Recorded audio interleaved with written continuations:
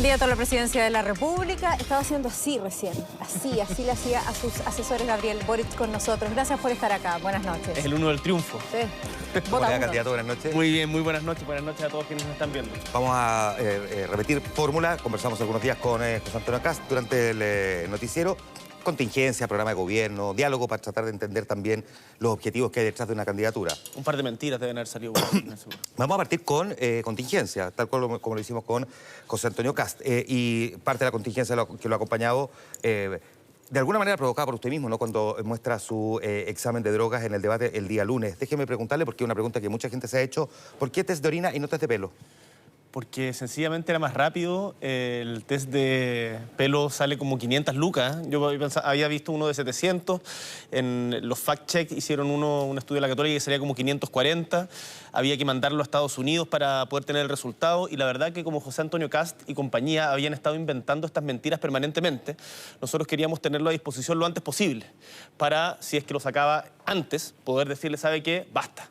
Y lo tenía ahí presente, pero no tengo ningún problema en hacerme test de pelo. Si acá... José Antonio Kast lo emplazó hoy día, él dice que se va a hacer uno. ¿Usted se lo va a hacer? Yo no tengo ningún problema en hacerlo, no tengo nada que ocultar, no, así que sí, digo que sí, porque en verdad no tengo ningún problema, pero yo lo que insisto es que acá ojalá dejen de instalar estas dudas, estas mentiras, estos engaños, que la campaña la ganen con cuáles son las propuestas que tienen para mejorar la vida de usted en la casa y no tratar de desprestigiar al otro candidato. Es cierto, pero al mismo tiempo en que usted se hace el examen, por lo tanto, considera que el tema en discusión es válido. Y por lo tanto, me imagino que la pregunta también, que no tiene nada de malo por lo demás. ¿Usted ha consumido marihuana? ¿Ha consumido droga alguna vez? En la universidad alguna vez probé marihuana. No soy consumidor de marihuana. Hace muchísimos años que no tengo ningún tipo de relación. Y hoy día soy una persona con total independencia para combatir con mucha fuerza el narcotráfico que tiene aterrada a nuestras poblaciones en Chile. Perfecto. Déjeme hacerle esta otra pregunta, porque después del debate, un periodista de la radio Bio Bio le pregunta, que es una duda que a todos nos surgió, a mí me surgió, de hecho, viendo el debate, que con la fecha, que coincidía con la fecha en que usted empieza a tener los síntomas de COVID. Le hace esta pregunta y, de hecho, incluso el mismo Cristo al día siguiente salió a aclararlo. ¿Por qué se molestó tanto con el periodista de la radio Bio Bio? Incluso se acercó después a él, lo acusa de irresponsabilidad. Yo le habría hecho la misma pregunta. ¿Usted me habría hecho lo mismo a mí?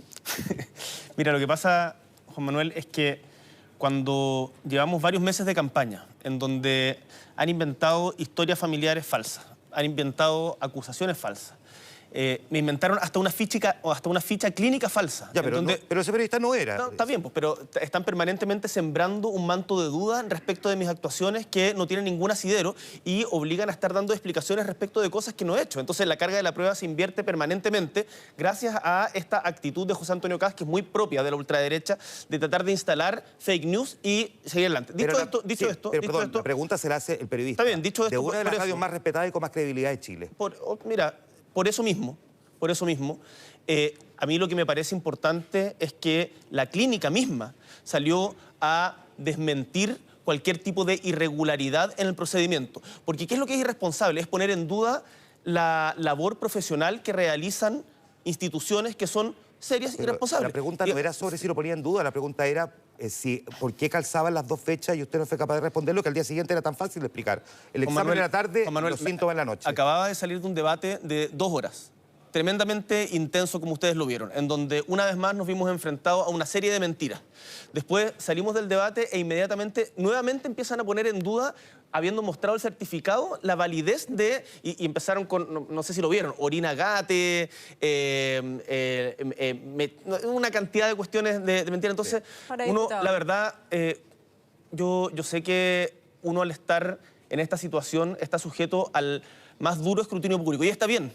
Y yo lo dije anteriormente y lo reitero. La prensa debe incomodar al poder. Yo en ese momento, la verdad, estaba cansado. Pero me parece bien. Ya, a ese punto quiero ir yo, diputado. ¿Fue un arrebato? Más que un arrebato, estoy cansado de las mentiras que ha instalado José Antonio Kast en las campañas. Nosotros hemos hecho una campaña hablando de cosas en positivo, de cuáles son nuestras propuestas. Me gustaría no haber tenido, no sé, estos primeros 5 minutos de entrevista hablando de las mentiras de Kast, y en vez de hablarle a la gente cómo vamos a mejorar el precio del gas, cómo vamos a subir las pensiones, cómo vamos a tratar de mejorar la seguridad en sus barrios, en vez de del debate en torno a las mentiras que instala otro candidato, que generalmente además no se le contraatacan.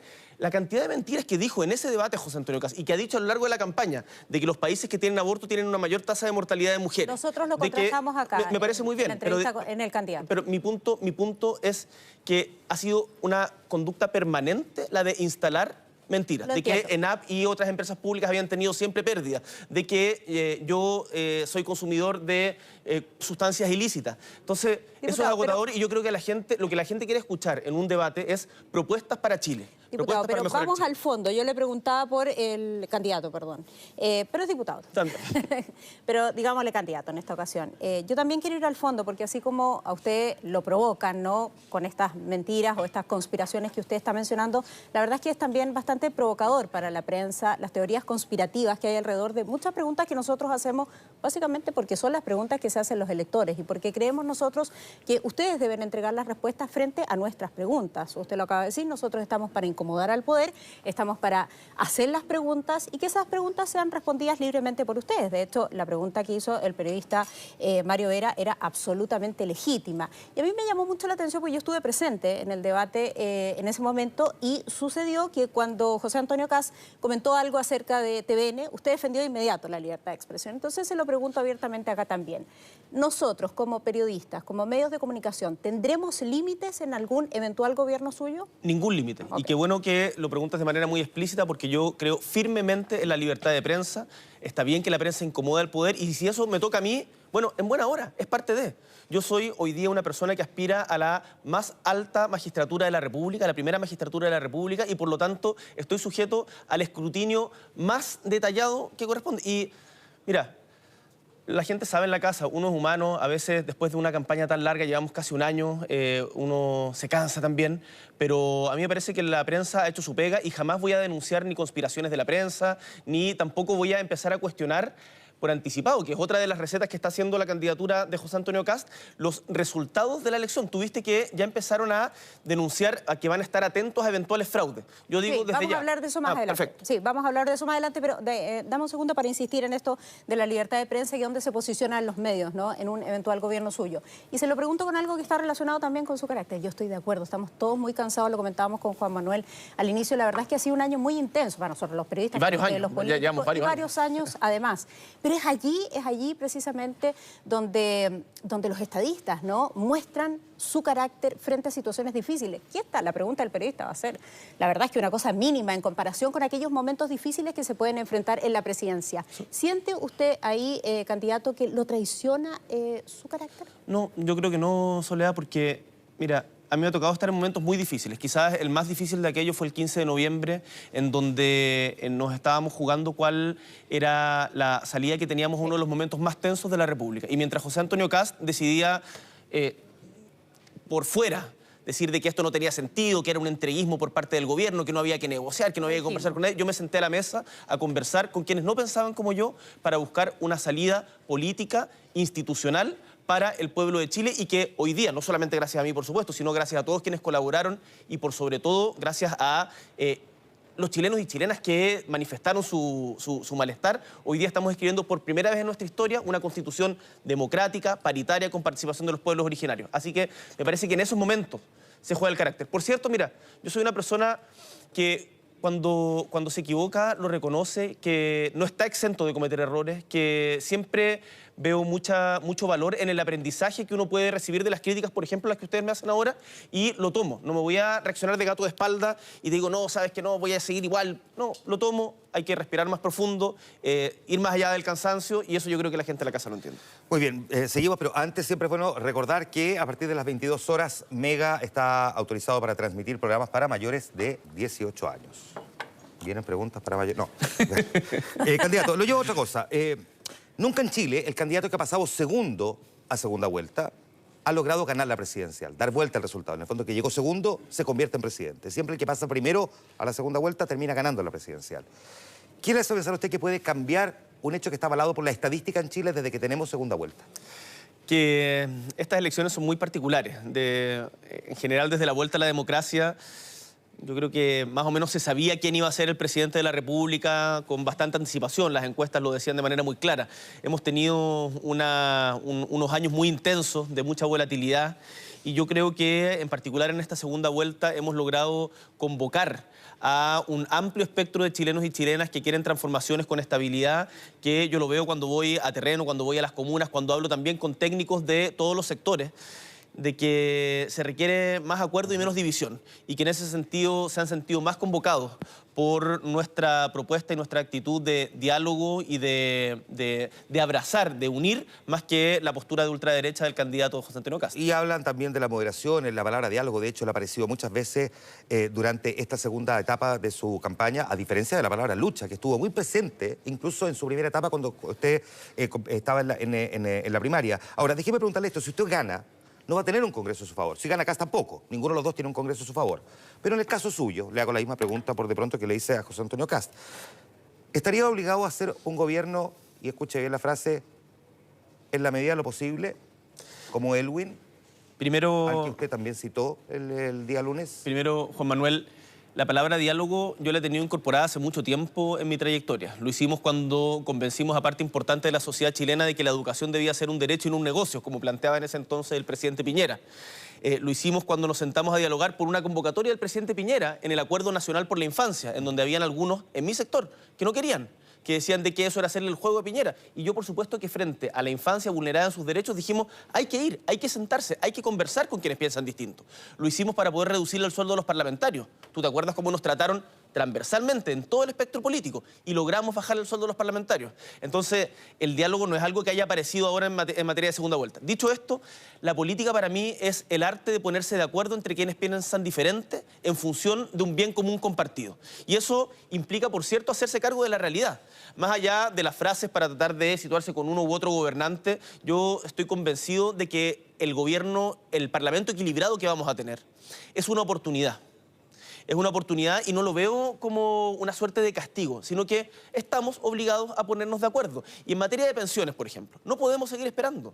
La gente no le importa si usted es de izquierda y de derecha y está peleado en sus principios, atrincherado en su casa, quiere que su pensión mejore. Exacto. Si trabajó toda su vida y los políticos no somos capaces de ponernos de acuerdo, basta ya. Okay. Entonces yo lo veo como una oportunidad y un llamado de criterio a quienes estamos en la política para decir, ¿sabe qué? La gente tiene problemas ahora, ya, quiere cambios con estabilidad y nosotros vamos a ser capaces de garantizarlo. Ahora, es un desafío enorme. Tremendo. Lo dice con seguridad. Vamos a ser capaces de garantizarlo. Hace un tiempo leí una columna muy interesante acerca de que lo peor que le podía pasar a usted, Gabriel Boric, siendo presidente, es realmente hacer un gobierno a la medida de lo posible. Es decir... Daniel Uguerreta sí, o Mansuy. Sí, no, ya no recuerdo, leemos tanto. La vi. Y claro, porque tenía razón, porque las expectativas respecto de un eventual gobierno suyo son muy altas en ese sentido. La frustración sería demasiado grande decir, no tengo las platas suficientes y no puedo hacerlo como lo había prometido. Yo tengo una perspectiva diferente, Soledad, porque me ha tocado recorrer prácticamente todo Chile y hablar con la gente en donde hay una sabiduría popular mucho mayor de la que a veces se piensa desde las tribunas no periodísticas, no quiero ser cuidado, sino desde algunos analistas, desde la élite. La gente sabe que viene complicado. La gente sabe de que la economía el próximo año, tal como lo decían en la nota anterior, va a tener una recesión. Y por lo tanto, saben de que esto es paso a paso. Y yo lo he dicho en todas mis intervenciones, si ustedes revisan nuestros discursos. Dice, acá vamos a ir avanzando paso a paso porque un país no se reinventa todos los días. Al Frente Amplio muchas veces nos achacaron y nos criticaban por tener una suerte de arrogancia generacional, de que creíamos que el país partía con nosotros. Y yo desde un comienzo empecé a tratar de recoger esas palabras, escuchar y decir, ¿sabes qué? Nosotros somos herederos de una aposta más larga. Y por lo tanto, el país, la historia no parte con nosotros y tenemos que aprender de los errores y aciertos del pasado. Y por eso, y con esto termino, me he juntado largamente con el expresidente Lagos, con la expresidenta Bachelet, con diferentes personas que han tenido cargos de responsabilidad, con Luis Mayra, con Fanny Poyarolo, que está a sus 87 años haciendo campaña por nosotros. Y la verdad, he aprendido muchísimo y vamos a seguir conversando con ellos. Para seguir hablando de la contingencia, es interesante, ¿no? En la calle escucho la sensatez de las personas, saben además que viene un año difícil y saben que que viene un año sin IFE. Así es. La mayor parte de las personas. Luego, ¿cómo abordar eso? ¿Qué compromiso tiene usted? Porque esas platas han sido tremendamente relevantes para millones de chilenos. Bueno, reactivar el empleo. Lo principal es reactivar el empleo y empleo formal. Tenemos una tremenda problemática en Chile que es el crecimiento del empleo informal que viene en conjunto con precariedad laboral, falta de cotizaciones, falta de seguridad social y por lo tanto nosotros nos hemos comprometido con, de aquí al final de nuestro gobierno, crear 500.000 empleos en particular para mujeres. En particular para mujeres que son las que más han retrocedido en inserción laboral, producto, ¿sabes qué?, de que las mujeres en Chile, debido al sistema que todavía existe en nuestro país, siguen a cargo de las labores de cuidado. Y eso, quienes nos están viendo en la casa lo saben. Las mujeres tienen que cuidar a los hijos, a las personas en situación de discapacidad, a las personas con algún tipo de trastorno del espectro autista, a las personas, a adultos mayores o enfermos, y ese trabajo no se reconoce. Entonces ahí el motor va a ser la creación de empleo. Me dijo 500.000, 500.000. Menos que el eslogan del presidente Piñera. Sebastián Sí. Piñera, que es 1 millón. ¿Por qué había dicho fue un más millón, bajo? porque uno, o sea, Sebastián Piñera no logró crear 1 millón de empleos y nosotros tenemos, acá no se trata de venir a vender humo y decir yo voy a solucionar de un momento a otro todos los problemas que tiene el país. No, uno tiene que ser responsable. Vamos a enfrentar una situación fiscal compleja en donde nos hemos comprometido con los mejores economistas de este país que forman parte de nuestro Consejo Económico Asesor. Roberto Saller, está Eduardo Engel, Andrea Repeto, está Pamela Jervis, de tener una responsabilidad fiscal seria, responsable en la Gabriel, ya. ¿Qué no le gustó, Juan Manuel? Que la frase no se condice con su actuación respecto al cuarto retiro. Que se lo dijeron los economistas. Le dijeron que votara a favor del cuarto retiro a pesar de que ya con el tercero venían diciendo que esto iba a provocar un daño. Hoy día el Banco Central volvió a subir las tasas y dice que la mitad de lo que está empujando al alza la inflación, es decir, que el costo de la vida de la gente sea más caro, es producto de que hay mayor plata dando vuelta en exceso, entre otras cosas por los retiros. Y se los dijeron los mismos economistas que usted cita. Ellos han escrito columnas al respecto, vienen diciendo esto hace más de un año y sin embargo igual vota a favor del cuarto retiro. Juan Manuel, con los economistas que he citado y con quienes hemos conversado, y lo he conversado largamente con Eduardo, con Andrea y con muchos otros, tenemos total acuerdo de lo que hay que hacer desde el 11 de marzo para adelante. Y es natural de que cuando uno recorre Chile y escucha las angustias y necesidades de, por ejemplo, una pyme familiar que tiene un restaurante, que le están exigiendo el pago del 30% del pie de las deudas de servicios básicos y que sencillamente va a quebrar si no tiene recursos y que el Estado no ha podido ayudarlo, que están pidiendo FOGAPE 2 para pagar el FOGAPE 1, que están acogotados hasta acá de deuda, uno dice, ¿sabes qué? Acá siguen habiendo necesidades. Entonces, es cierto, tuvimos una diferencia y yo tengo que escuchar a nuestros asesores, por cierto, pero acá uno no es una suerte de persona que es solo técnico, solo político, tienen que saber combinarlo. Y por eso fuimos nosotros los que propusimos diferentes mecanismos para darle viabilidad que finalmente no fueron acogidos en la Cámara de Diputados. Por ayudar a ese segmento, que puede ser incluso amplio, es muy amplio. Finalmente, sí, es muy amplio, pero termina por provocar un efecto para todo Chile. Porque nadie niega que los retiros han provocado una presión inflacionaria que ha llevado al Banco Central, que para evitar que siga subiendo, termina subiendo las tasas y que va a provocar, entre otras cosas, que, por ejemplo, gente joven, que probablemente vota por usted, no puede acceder a un crédito hipotecario, por lo menos como lo podría haber hecho hace 6 meses. Juan Manuel, hoy día en el mundo tenemos una presión inflacionaria producto de la pandemia que es común en Estados Unidos, en Canadá, para qué decir los países de América Latina que tienen problemas inflacionarios más bien endémicos. Por lo tanto, lo que está viviendo Chile no es algo aislado. No, si el Banco Central no dice que la inflación no sea solamente chilena, dice que la mitad de lo que estamos viviendo es por comportamiento interno. Dicho esto, yo esto lo he conversado también con los economistas del Banco Central. Nosotros en el gobierno vamos no solamente a respetar, por cierto, la autonomía del Banco Central, sino a trabajar muy colaborativamente para contener la inflación y eso es un compromiso justamente porque la inflación le pega a los que más lo necesitan. Y ahí quiero decirle también a las pymes de que las vamos a ayudar en materia de salario, porque hemos dicho que queremos aumentar el ingreso mínimo a 500.000 pesos. Las grandes empresas pueden solventar eso, pero a las pequeñas les cuesta más. Tenemos que acompañarlas y para eso hemos establecido una serie de mecanismos de subsidio al empleo joven, subsidio único a las mujeres, ventanilla única. Hemos conversado con una cantidad de pymes, cooperativas, ferias libres, para poder justamente llevar adelante una recuperación económica desde quienes más lo necesitan. Perfecto. Poniendo énfasis entonces nuevamente en el empleo, ¿no? Como un motor de su programa eventual gobierno. Candidato, respecto a la reunión con la presidenta Bachelet, ese día el debate me quedé corta porque son solo 3 minutos y medio. Ahora nos podemos explayar. ¿Quién llamó a quién? Hemos estado conversando hace harto tiempo. Pero para la reunión inicial, porque ahí siempre parte alguien. No, Juan Manuel, ¿quieres ir a mi casa a ¿cuánto? comer esta noche? ¿Harto No sé. tiempo cuánto? Yo diría que desde la primaria, desde antes de la primaria. No recuerdo exactamente la fecha, no quiero hacer un... ¿Pero qué, mayo? pues mayo, junio, Ok. hemos conversado varias veces. Igual habíamos conversado... ¿Usted o piensa sus asesores? No, yo, directamente. Piensa que yo fui diputado cuando ella fue presidenta en su segundo mandato y por lo menos en 2 ocasiones viajamos juntos a Magallanes, a Tierra del Fuego, tuvimos diferentes actividades. Ok, pero esta última reunión, ¿cómo se gatilla? ¿Quién invita a quién a la reunión? Porque no es una cuestión menor. Hoy día, de hecho, José Antonio Kast le acusa de intervencionismo, algo que vamos a abordar también en los próximos minutos, y por eso es tan relevante, ¿no? Ella se juega algo importante. Para usted también, eso es algo relevante. ¿Quién invita a quién y cómo se gestiona esta reunión? Esto se gestiona conversando, viendo la importancia de la decisión que tenemos que tomar en Chile este próximo domingo. Por cierto, yo respeto la intimidad de la expresidenta y no me corresponde dar detalles ni de dónde está su casa ni de cuestiones de esas características, pero lo conversamos y fue de mutuo acuerdo. Ya. Fue de mutuo acuerdo y los dos sentimos que era necesario, porque además, si yo espero ser presidente de todos los chilenos y chilenas, tengo mucho que aprender. ¿Le pidió de una consejos, persona. por ejemplo? Le pedí consejos, por supuesto. ¿Alguno con el que se haya quedado y nos quiera compartir esta noche? Son tantos. Bueno, primero una de las cosas que me dijo, que me parece tremendamente importante, que se repite mucho, pero que te lo diga una expresidenta, es fundamental, es el cuidarte de la gente que te dice que sí a todo. Porque muchas veces cuando uno se enfrenta o está en situaciones de poder, hay a veces un ánimo de servilismo, de tratar de quedar bien para tratar de obtener algo. Y yo creo que siempre es sana la crítica y por eso el rol del periodismo es tan importante, aunque uno a veces se tueste un poquito. Y se ofusque Exactamente. a veces con lo que ocurre ya. ¿No le parece claramente a usted intervencionismo? ¿Pero habría sido justo que también se reuniera con José Antonio Kast? Michelle Bachelet es una ciudadana chilena que, tal como expresó el canciller de Chile hoy día, Andrés Alamán, tiene todo el derecho a expresar su opinión respecto a esto, y ella tiene una opción política y una trayectoria además. Entonces, yo no soy quien para hablar por ella. No quiero poner palabras en su boca, quiero ser muy cuidadoso en aquello y eso se lo tendrán que preguntar a la expresidenta si es que ella lo tiene a bien contestar.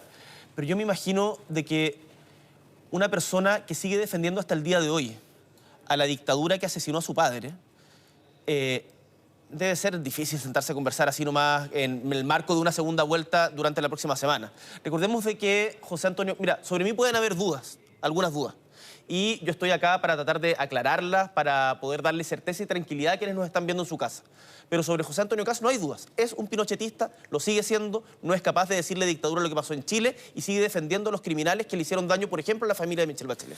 Volvamos a esta reunión con Bachelet, recibió también el apoyo de Ricardo Lagos. Déjeme preguntarle, además hemos visto históricos de la Concertación también que le han brindado su respaldo, que han dicho que no da lo mismo por quién se vota y por lo tanto hay que votar por Gabriel Boric. Usted mismo ha dicho que hay que escuchar a todo el mundo.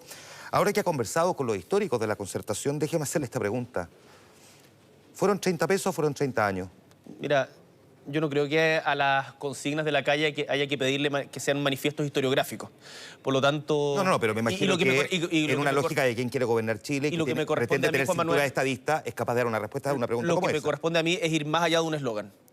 Es ir más allá de un eslogan. En ese sentido, los 30 años de transición tuvieron luces y sombras. Por cierto, la recuperación de la democracia es una tremenda luz que marca una diferencia sustantiva con todo lo que había antes durante la dictadura cívico-militar. Hubo una importancia gigante en la superación de la pobreza, en donde se pasó de cerca de un 40% de pobreza a menos de un 10%.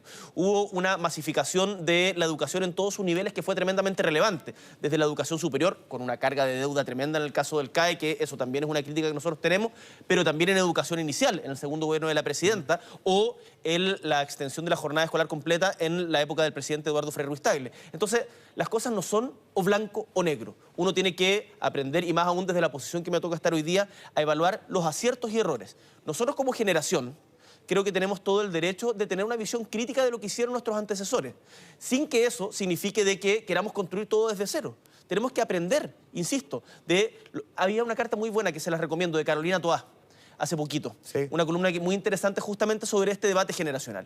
Y lo que a mí me interesa es decir, esto no es una cosa de jóvenes contra viejos, es que todos, chilenos y chilenas, logremos aprender de nuestra historia para sacar lo mejor de nosotros y seguir adelante. Ya, pero la verdad es que se puede aprender de la historia, pero no sirve cuando uno calienta materia, porque en realidad pasa muy poco tiempo entre que usted tenía una mirada muy crítica respecto de figuras de la Concertación y lo que me está diciendo ahora. Y déjeme citarlo, por ejemplo, respecto de Ricardo Lagos. Fue el presidente más aplaudido por los empresarios, el que privatizó, el que concesionó las carreteras, el que creó el CAE. ¿Por qué ahora valora tanto el apoyo de quien usted con esa frase simplemente despreció como figura política. Juan Manuel está citando una sola frase de todas las conversaciones que hemos tenido respecto a Ricardo Lagos y que yo he tenido con él. Entonces, también... No, con él sí, pero yo no recuerdo ninguna vez le viste que usted lo elogiara. O sea, por ejemplo, cuando la trayectoria histórica de Ricardo Lagos en su lucha contra la dictadura, o cuando, por ejemplo, renunció al Ministerio de Obras Públicas porque se negó a la construcción del penal de Punta Peuco por una cuestión de principios, o cuando le ofreció a Bolivia relaciones aquí y ahora en un foro internacional, me parece que son cuestiones que lo he dicho antes, que son cuestiones dignas de admiración, o cuando le dijo que no a Bush en la guerra, a propósito de la guerra en Irak. ¿Tengo críticas? También tengo críticas, por supuesto. Me parece mal el crédito con aval del Estado y por eso nosotros vamos a avanzar en la condonación del crédito con aval del Estado. Tengo diferencias respecto a la política de concesiones y respecto a la política, que esto no es solamente responsabilidad de Ricardo Lagos, por cierto, sino más bien una lógica imperante en el mundo en ese momento de privatización de los servicios públicos. Me parece mal lo que se hizo con el Transantiago, que en su momento se aceleró de una manera que no correspondía, en donde hay responsabilidades compartidas. Entonces, acá... Cuando uno está en la situación en la que me toca estar a mí y tengo el honor de estar hoy día, uno no puede ni ver ídolos ni demonios. Uno tiene que ponderar a las personas con sus luces y sombras. Y ahí yo estoy tratando también y estoy aprendiendo junto a ellos. Ahora, sobre eso a mí me surge una duda. Se lo escuchaba también en el análisis que hacía ayer Eugenio Tironi. ¿Tanta necesidad hay de votos para que dos figuras emblemáticas de la Concertación como Ricardo Lagos y Michelle Bachelet salgan a darle su apoyo y lo hagan además públicamente? Ese voto, y le acoto de inmediato, ese voto efectivamente moviliza hoy día electorado. Lo plantea también Evelyn Matei, porque ella decía, bueno, movilizará electorado Michelle Bachelet, porque entonces la candidata tendría que haber sido Paula Narváez. Bueno, no sé, yo creo que más que Pati Maldonado, que está apoyando acá, no sé, creo que es una persona bastante respetada, que tiene además un rol internacional tremendo. Y mira, no es algo que nosotros hayamos salido a buscar así como desesperadamente, sino que es algo, y que cosa que también valoro mucho. Los diferentes figuras como Ricardo Lagos, Michelle Bachelet, se acercaron, más allá de que habíamos conversado anteriormente. Yo había conversado con Ricardo Lagos antes, me había regalado su libro sobre la nueva Constitución, habíamos tenido conversaciones sobre el proceso constituyente, etc. Pero respecto a esta coyuntura, se acercaron de manera desinteresada, sin pedir nada, en función de la coyuntura histórica que estamos viviendo. Entonces, esto no se trata de que uno va y trata si no te gustan mis convicciones, tengo otras. A propósito de los votos de la segunda vuelta. Yo por eso, por ejemplo, decidí no juntarme o no ir al programa Bad Boys. O también en su momento dije, ni por 1 millón de votos nosotros cambiáramos, hacemos como el baile, no sé si se acuerdan, a propósito de la elección de Pablo Maltés. Porque uno tiene convicciones que tiene que mantener. Y son intransables. Las convicciones y los principios, me parece que uno tiene que mantenerlos a firme más allá de las elecciones. Evidentemente, en materia de políticas públicas, uno tiene que estar dispuesto a conversar, a transigir con el objetivo de lograr un bien común compartido. Tengo una duda respecto a Franco Parisi, porque usted dijo primero que sí iba a ir. Aquí en nuestro matinal, mucho gusto. Y después dijo que no. Nosotros dijimos de que estábamos dispuestos a conversar con todos con todas las personas que fuera necesario, y sin embargo escuchamos principalmente a las mujeres de Chile, que en todos los lugares donde vivía me decían, Gabriel, no lo hagas, Gabriel, no lo hagas. Si acá ser presidente de la República implica también, y tener un liderazgo implica también el poder escuchar el doble de lo que se habla.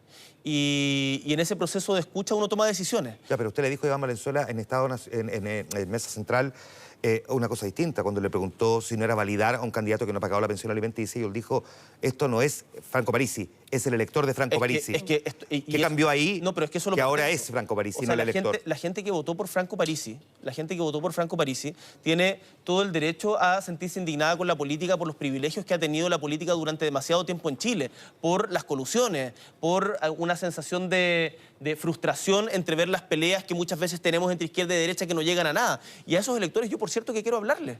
Y nos hemos encontrado, estuve ayer en Antofagasta y hay mucha gente que votó por Franco Parisi que hoy día nos está diciendo, ¿sabes qué? Yo no solamente no quiero a un pinochetista que vuelva a la moneda, sino que me convence la lucha que están dando, por ejemplo, contra las colusiones. A propósito, por ejemplo, incluimos a Carlos Gajardo en nuestro equipo, el ex fiscal nacional. Lo vimos en el debate. Que ha tratado a las colusiones de portonazos colectivos que generalmente quedan impunes. Y ahí yo siento que con quienes votaron por Franco Parisi hay una coincidencia que los lleva también a apoyar. ¿Cree de alguna manera el intentar tener el voto de Franco Parisi, que es un voto, por cierto, como cualquiera, muy valioso, cuando Daniel Jadwe dice que son tremendamente individualistas y que lo único que buscan es más plata en el bolsillo? Ayer en el aeropuerto de Antofagasta le gritaban, sí, queremos más plata. Y hay una persona que incluso lo insultaba a usted. Pero ¿Cree que le perjudicó de alguna manera esa frase de Daniel Jadwe? Juan Manuel, ayer en el aeropuerto de Antofagasta nos dijeron 100 cosas hermosas y de apoyo, y una persona desaforadamente nos gritó algo de esas características. Pero representa un grupo. Y puede ser, pero si cuentas solamente esa parte de la historia, quedan anuladas las otras 100 personas que nos recibieron con mucha alegría y esperanza. Es una persona, entonces, no cientos de personas, pero una persona que refleja en parte lo que dijo Jadwe. Ahora, yo no estoy de acuerdo con lo que dijo. Y yo creo que desde la política, y en particular desde los sectores progresistas, muchas veces se ha cometido, y esto lo he dicho públicamente antes, se ha cometido el error con arrogancia de ningunear a quienes toman alternativas diferentes. Antes se hablaba de los fachos pobres, que me parece que es tremendamente ofensivo y que no corresponde. Nosotros tenemos el deber de tratar de entender por qué personas que no comulgan con una zanja o que no quieren... que no tienen las posturas extremas de José Antonio Kast, ven en él una alternativa. Y ahí hay un deber de escuchar, entender, tratar de ver cuáles son esos temores, y lo mismo hace Franco París. Y tenemos la obligación también de cuidar el lenguaje, ¿no? Todos quienes estamos participando en el debate público. La elección va a ser reñida. Me imagino que hay nerviosismo en la campaña, porque dicen que va a ser voto a voto. Aquí sí que se viene peleado, usted mismo lo planteaba, de hecho, al inicio de la entrevista. Y la pregunta es si va a respetar o no los resultados o si va a consultar al tribunal. Escuchemos lo que dijo hoy día José Antonio Kast. Y en muchos casos las elecciones se han definido a nivel distrital y a otras instancias en nuestros tribunales electorales. Es parte de nuestro sistema electoral. Por lo tanto, si la diferencia fuera muy ajustada, claramente cualquiera de los dos candidatos puede hacerlo. Yo tengo la convicción de que nosotros vamos a ganar, y vamos a ganar por una amplia mayoría. Harán lo mismo, ¿no? Gabriel Boric, no conteste. Esto es televisión. Esto es buen periodismo. Vamos a la pausa y regresamos. Pero tienen ahí los comerciales para pensar la respuesta. Ya, pausa. Porque es una ventaja. Sí. Volvemos de inmediato.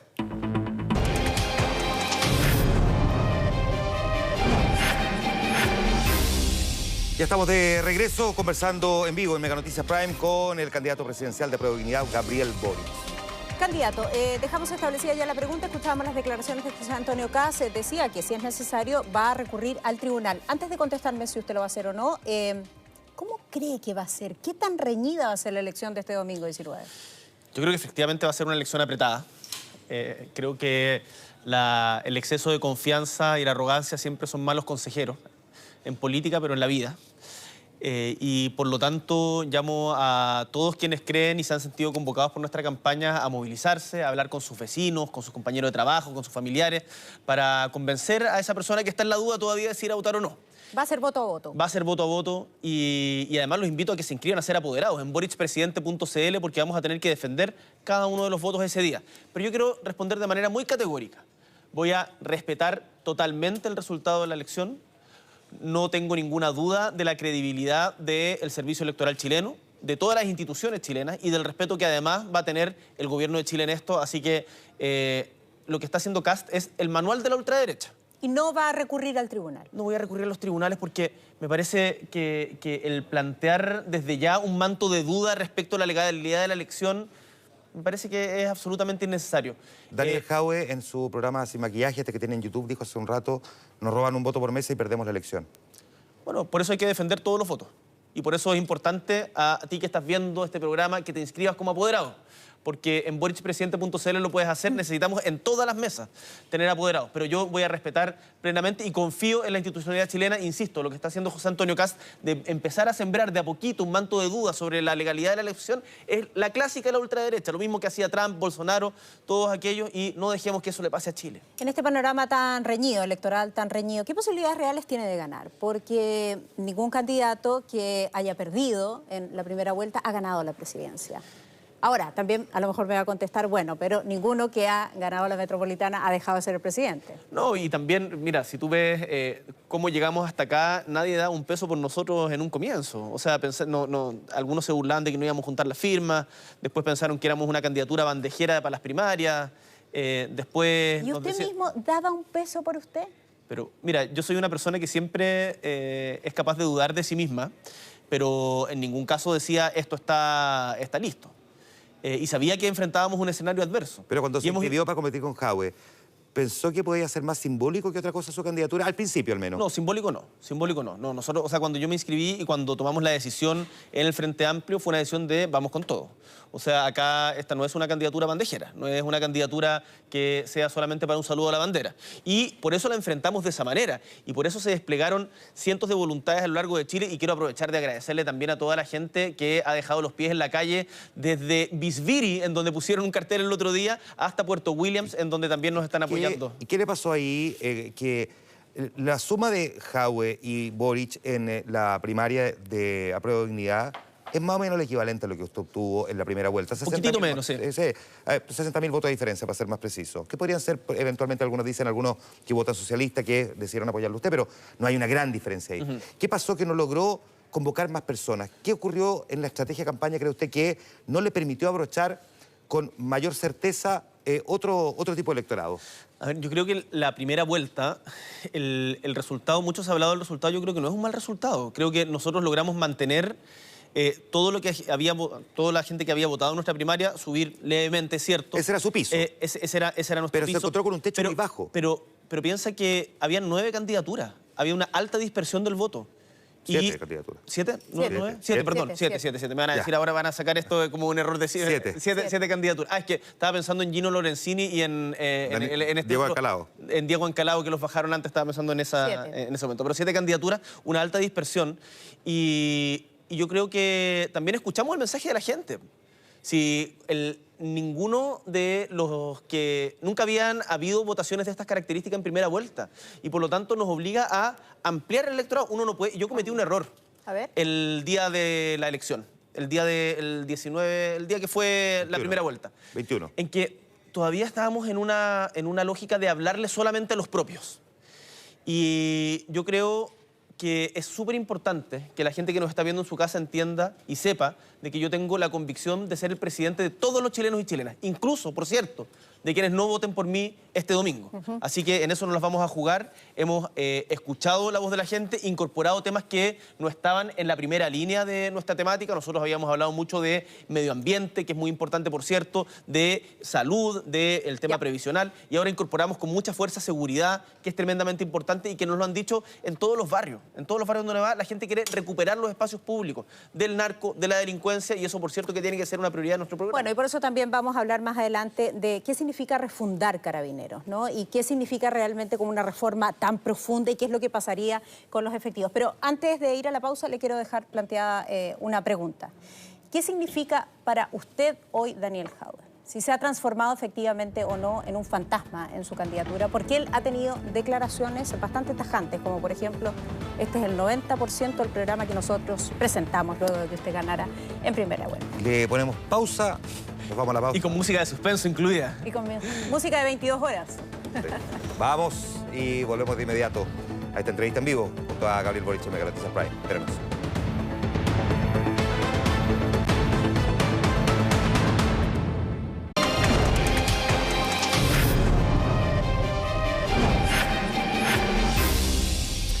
Ya estamos de regreso conversando con el candidato presidencial, Gabriel Boric, en vivo en Mega Noticias Prime. Dejamos planteada pregunta, nos fuimos a pausa, volvemos para buscar la respuesta, Sole.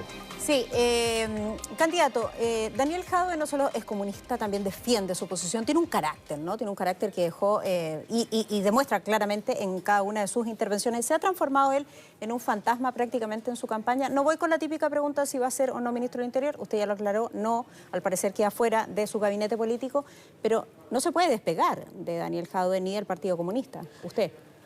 Daniel no es un fantasma, Daniel ha sido un excelente alcalde. Yo creo que han habido declaraciones que yo no comparto, que lo he dicho acá, como la que comentábamos justamente antes respecto a la caracterización de los votantes de otro candidato, pero para mí en ningún caso es un fantasma, y yo creo que, por ejemplo, de las iniciativas que han desarrollado desde la Municipalidad de Recoleta hay mucho que aprender, y no me cabe ninguna duda desde ahí va a ser un tremendo aporte. Ya, pero en esta segunda vuelta no tenía un despliegue territorial. Mira, estuvo hace poco en regiones, y acá hay que ir más allá de Daniel. O sea, Daniel ha tenido algún despliegue, él tiene, por supuesto, el cargo de alcalde, pero yo he visto lo que ha hecho, por ejemplo, Carol Cariola, que fue primera mayoría nacional. en que se comprometieron a hacer 1 millón de puertas, 1 millón de puertas de puerta a puerta por Boris, y mañana vamos a lograr ese 1 millón de puertas. Lo que ahora, la pregunta del millón, ¿cuántas abrieron? No, pues el conteo es de que te abren. El conteo, eso es lo que me dijo la Carol, por lo menos. Ahí vamos a inventar otro test. Le preguntaron en el debate el día lunes respecto de si era intransable esto de no más AFP, y usted dijo, aquí el objetivo es subir las pensiones. Por cierto. No hay intransable, pues el objetivo es subir las pensiones. Al día siguiente, en la mañana, en Radio Infinita, entrevistamos a la senadora electa Claudia Pascual, del Partido Comunista, y ella dice que no han renunciado al tema de no más AFP. Pero por supuesto que no hemos renunciado. ¿Sí? Esa es nuestra postura, es de que tenemos que avanzar en un tipo de administración que sea autónoma, que sea pública, que sea sin fines de lucro, que no gaste la cantidad absurda que se gasta en propaganda hoy día las AFP para tratar de competir. Y, por lo tanto, vamos a dar la pelea en el Congreso para que no haya más AFP. Pero lo que le importa a la gente que está en la casa es que hoy día está recibiendo 250 lucas de pensión después de haber trabajado toda su vida, que su pensión suba. Entonces, si nosotros nos enredamos 4 años peleando entre nosotros, y yo no voy a ceder ni un espacio acá, y el otro no va a ceder ningún espacio acá, y al final la pensión de la persona en su casa, que nos está viendo hoy día, queda igual, por supuesto que vamos a haber fracasado. ¿De qué sirve el eslogan en ese caso? Vamos de inmediato con Carabineros para que no se nos acabe el tiempo. En su momento, y durante años, habló de refundar Carabineros. Ahora habla de reformar. ¿Qué tan profunda esta reforma? Mira, yo creo que la situación de Carabineros es preocupante porque tú a cualquier barrio que vas en Chile te dicen necesitamos más Carabineros. Exacto. A cualquier barrio donde vas en Chile. Situación de peligro, ¿a quien se llama esa? A Carabineros, exactamente. Y Carabineros ha tenido en el último tiempo, yo diría que 3 problemas que han minado muy fuertemente su legitimidad, que son los casos de corrupción de un sector del alto mando que avergüenzan a la mayoría de Carabineros también, porque acá no hay que meter a todos en el mismo saco. La gran mayoría de los carabineros, que además a mí me ha tocado conocer, pero no me cabe ninguna duda que a lo largo y ancho de Chile son personas trabajadoras, honestas, que se descrestan por su trabajo y que además ponen en riesgo su vida por la seguridad. Entonces, cuando ven estos casos de corrupción es una tremenda vergüenza. Eso es uno. Segundo lugar, los casos de violación a los derechos humanos, que los casos de daño ocular, los más conocidos de Fabiola Gatica, Gustavo Gatica y Fabiola Campillay, son tremendos y que efectivamente generaron un ambiente que toda policía, para poder ejercer el uso legítimo de la fuerza, requiere ser legítima ante los ojos de la ciudadanía. No es tarea fácil. Y no es tarea fácil. Entonces ahí tenemos que, por cierto, mejorar los protocolos, otorgar el apoyo a las instituciones. Y lo tercero, que yo creo que es lo que más le importa a la gente, que lo ha dicho el fiscal Gajardo también en muchas oportunidades, es que el 95% de las denuncias, y esto ya no es solamente problema de Carabineros, sino de la justicia en general, del Ministerio Público, la policía, investigaciones, etcétera, el 95% de las denuncias ante algún tipo de delito queda en nada. Entonces, nosotros necesitamos de una reforma que sea estructural, que nos permita mejorar la eficacia y eficiencia de la labor policial. Ese es el punto. Y lo que le puedo decir, Gabriel, déjame decir una cosa cortita. Hoy día, por ejemplo, en Vitacura hay el mismo número de carabineros que en San Bernardo. Y San Bernardo tiene el triple de población y mucha más alta tasa de delincuencia. Lo conversábamos con su alcalde el otro día. ¿Por qué está esta distribución inequitativa de la dotación policial? Eso es algo que también tenemos que mejorar para que los carabineros estén donde más se les necesita. Una reforma, entonces, una refundación. La situación en la macrozona sur es preocupante. Vamos a hablar de ello a la vuelta, tenemos que hacer en la última pausa y así es, la televisión. Volvemos al tiro.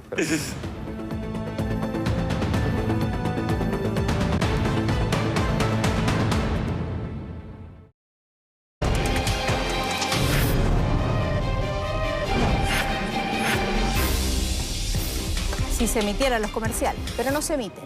Y esta es la conversación que tenemos aquí con Gabriel Boric. Habíamos dejado planteada una pregunta. Sí, pues macrozona sur, efectivamente uno mira las cifras y ha tenido un efecto el estado de excepción porque hay una baja sustantiva de los hechos de violencia, 43% de hecho. Usted no estuvo a favor de renovar el estado de excepción constitucional, ha dicho que uno no puede vivir permanentemente en un estado de excepción constitucional, pero déjeme preguntarle, ¿cómo se hace para reducir las cifras mientras se consigue avanzar en el diálogo para poder recuperar la zona? Es tremendamente complejo y esto no admite respuestas fáciles y por lo tanto no hay una cuña perfecta que vaya a dar una solución en una entrevista. Y hay mucho trabajo que se hace bajo cuerda en el sentido de, por ejemplo, lo que está haciendo la Fundación Nansen en conjunto con las universidades de la zona y con las iglesias de la zona. El otro día me reuní con el pastor, uno de los principales pastores evangélicos de la región de la Araucanía y él mismo me dijo, los tanques no van a traer la paz, que les han quemado iglesias. Entonces, ¿No ha servido la presencia militar? O sea, yo creo que no sirve para solucionar el problema de fondo. Tú puedes mantener durante cierto tiempo un mayor control y efectivamente disminuir en algún caso los atentados, pero... Pero es un hecho objetivo que han disminuido, entonces ¿cómo se hace para tratar de mantenerlos a raya mientras se trabaja en el fondo? Es que lo que yo he conversado con... Mira, la gran mayoría de todos quienes habitan en la Araucanía y en la macrozona sur, también en la provincia de Arauco, quieren la paz de partida. O sea, acá, por favor, no cometamos el error de meter a todo el mundo en el mismo saco. En segundo lugar, con la gran mayoría que hemos conversado es que las políticas que se han seguido de, en particular, compra de tierras a través de la CONADI, en este gobierno además hubo una muy baja ejecución del presupuesto de aquello, pero además esa política está absolutamente agotada. Lo que se requiere desde mi punto de vista en la Araucanía y también el abordaje un poco paternalista desde el Estado chileno de tratar esto como solamente un problema de pobreza, como los sectores mapuches no son lo suficientemente productivos. Acá hay un pueblo que tiene una tradición distinta, que tiene una lengua distinta, que tiene una cosmovisión distinta y que tiene derecho a existir dentro de los marcos del Estado chileno en una plurinacionalidad. Ahora, yo sostengo una tesis, candidato. Quienes realmente viven la violencia en la zona son quienes están ahí. Son los más afectados, son las personas que nosotros entrevistamos, que no pueden vivir tranquilas. Algunas de ellas han tenido la posibilidad de irse, otras se han quedado en esa zona. Muchos sostienen que lo que allí se vive, no generalizado, por supuesto, separando las situaciones, es narcoterrorismo. ¿Hay narcoterrorismo en la macrozona sur y hay que entrar de lleno contra ese narcoterrorismo? Lo que han señalado, más allá de alguna opinión, lo que han señalado las investigaciones judiciales es que no hay narcoterrorismo, pero sí hay actividades de narcotráfico, en particular de marihuana. Y eso es absolutamente inaceptable. Yo quiero ser muy claro en esto. Nosotros no vamos a permitir un caso de tortura. Nosotros no vamos a permitir en nuestro gobierno y vamos a tener mano dura frente a todos quienes crean que la violencia es el camino. Los delincuentes tienen que estar tras las rejas. Quienes atenten contra iglesias, contra camiones, lo que sea, tienen que estar tras las rejas. Ese no es el camino con el cual vamos a recuperar la paz. Y en eso quiero ser absolutamente claro. Pero la política que se ha seguido, además, la política que se ha seguido de un poco garrote y zanahoria, de esta compra de tierras parcelada, dividiendo las comunidades, sencillamente no funciona. Tenemos que avanzar más allá. Y acá hay una discusión histórica en donde también tenemos que recoger lo que se hizo en el Pacto de Nueva Imperial por el expresidente Elwin, lo que se hizo en el Acuerdo de Nuevo Trato por el expresidente Lago, y recoger todas esas experiencias para tratar de tener una solución, ojalá definitiva, que contemple una solución territorial y de autogobierno, tal como lo han hecho países que nos gustan mirar, como Nueva Zelanda y Canadá. Autogobierno. Ya, cuando usted habla del control de los hechos de violencia, una de las cosas que reiteradamente se le critica es que dicen que al menos usted relativizó la violencia después del estallido social y que hoy tiene un discurso diferente. ¿Qué responde frente a eso? Mira, yo viví la violencia también de diferente manera en el estallido social, y eso ustedes lo vieron. Sí. Por lo tanto, yo no soy de quienes relativizan la violencia. Hubo hechos que son absolutamente inaceptables. Jamás he sido partidario de la violencia como un camino político. No tengo ningún problema en decirlo de manera muy clara y lo he dicho siempre. Y estoy convencido de que nuestro gobierno, nuestro futuro gobierno, si el pueblo de Chile así lo tiene bien, es el que mejor puede garantizar estabilidad y encuentro. Mientras, por el otro lado, lo que se va a ofrecer es más polarización.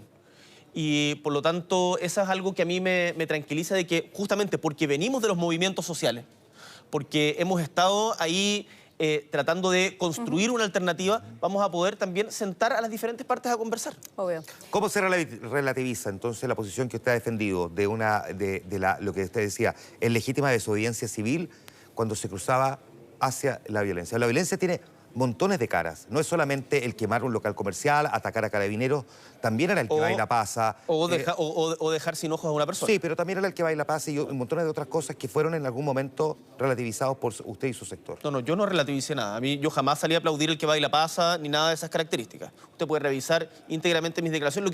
Lo único que lo que podríamos tener una discrepancia es que en los momentos en donde había una represión policial desatada, en donde se estaban volando ojos. O sea, recordemos de que en Chile hubo más de 400 víctimas de trauma ocular. Eso no es normal. El presidente de la Sociedad de Oftalmología, en una sesión especial en el Congreso, dijo que esto era una epidemia. Entonces, tampoco relativicemos eso. Y cuando está sucediendo eso, se va echándole más benzina al fuego y hay un enfrentamiento. Nosotros tenemos que no entrar en el círculo de la violencia. La violencia va a traer solamente más violencia, no es nuestro camino es el diálogo y la paz. Sí, candidato, me gustaría finalizar con un tema que pocas veces se aborda. Lamentablemente no vivimos solos en este planeta, estamos conectados con otros países, tenemos importaciones, exportaciones, dependemos comercialmente de otras naciones. ¿Qué tipo de vínculos, con qué aliados quiere reunirse usted? Se lo preguntamos también a José Antonio Kast en su momento. ¿A quién ve como un gran partner, a lo mejor en América Latina o tal vez en Europa, si ya se ha juntado con algún líder internacional que también nos dé indicio de hacia dónde va su política internacional? Bueno, ustedes pueden ver que hoy día recibimos el apoyo de diferentes líderes europeos de la Unión Europea, liderados por el expresidente de España, también, bueno, por el gobierno, parte del gobierno español también, por gente de la socialdemocracia noruega, sueca, en Francia, en Bélgica, en diferentes países. Yo creo que vamos a tener una muy buena relación con la Unión Europea. También creo que tenemos que desideologizar los foros políticos internacionales de América Latina, porque esto de tener permanentemente un sector de izquierda y otro de derecha que no conversan entre sí, finalmente nos lleva a desintegración. ¿Pero se siente reconocido por esos líderes o cree que le queda camino por construir? Yo creo que nos queda mucho camino por construir y creo además que el Pacífico, o sea, si después de la Segunda Guerra Mundial el Atlántico fue el centro del comercio del mundo, antes en algún momento fue el Mediterráneo, hoy día el Pacífico es un tremendo lugar en donde tenemos que trabajar mucho, así que las conversaciones con Nueva Zelanda, con Japón, con China, por supuesto, también con Australia, son tremendamente importantes para lo que viene en el futuro, y con América Latina en una cosa que es muy importante. No nos vamos a salvar solos, ni de la pandemia, ni de las crisis migratorias, ni del cambio climático, la crisis climática. Y ahí tenemos que trabajar en conjunto con nuestros aliados regionales, con todos. Y eso yo espero liderarlo en el futuro. ¿Sabes lo que significa ese ruido que suena? Nos tenemos que ir. Nos estamos yendo. Que nos vamos ya. Un gustazo. Muchas gracias. Gabriel Boric, muchísimas gracias por estar aquí en Mega Noticias Prime en vivo esta noche conversando con nosotros. Que les vaya muy bien. Muchas gracias. Muchas gracias a ustedes por habernos acompañado.